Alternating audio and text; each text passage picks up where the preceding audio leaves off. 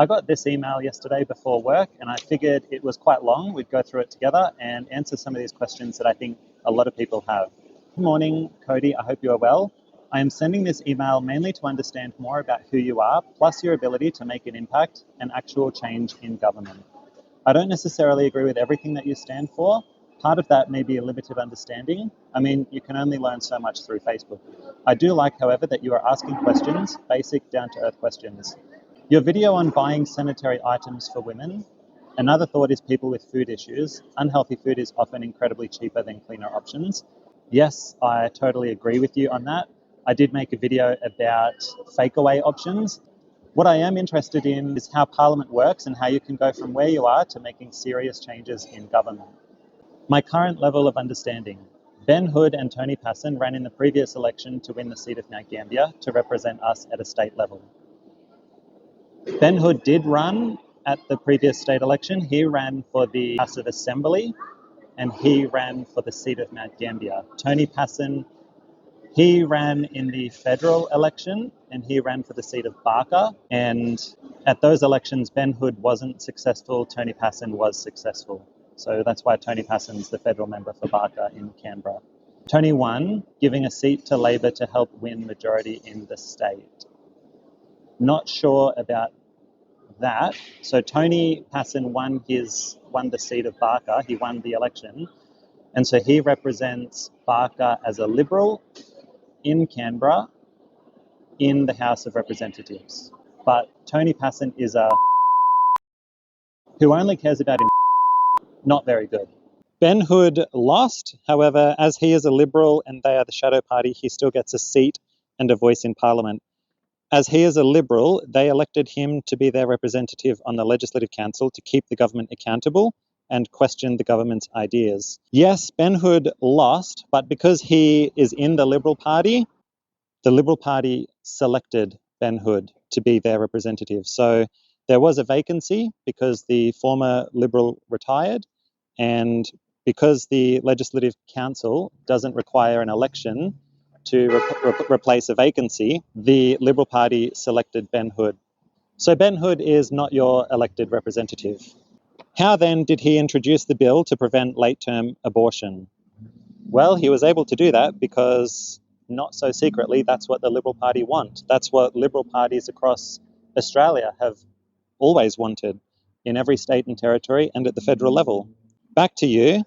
What is the path for you to be a formal representative for us? So when the election is declared, I will be filling out paperwork to nominate myself as a candidate, and I'll have to get signatures from electors, hopefully you, to nominate me. And once I am confirmed as a candidate, then I'll be on the ballot for you to be able to vote for me. So you can put a number 1, hopefully, in my box, and then number the other candidates in an order that you see fit.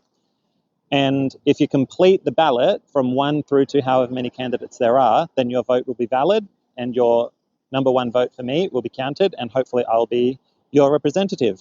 Also, my understanding is you are focusing on state government and will not be running for local government. Also, when you are elected to local government, you are given a training program of some sort to orientate yourself to the system.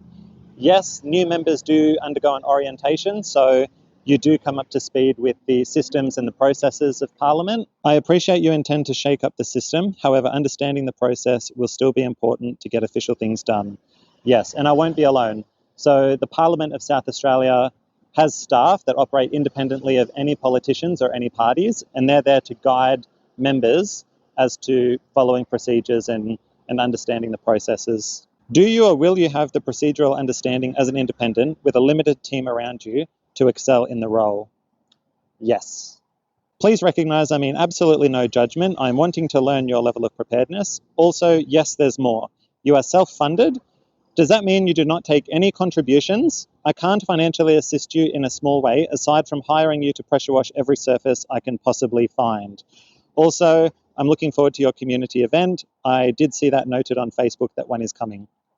Yes, you absolutely can hire me to clean your driveways, footpaths, all sorts of things around your home. I cut hedges, I clean gutters. So if you are interested in supporting me, a big way that you can do that is actually to hire me. I go by Pressure Cody on Instagram, or you know me as Cody Scholes. You can just message me or call me and I can do a job for you. And they're at very reasonable rates. I've got regular clients, and it would be nice to have a politician actually do something for you for once. So I do great work, and you won't be disappointed if you hire me.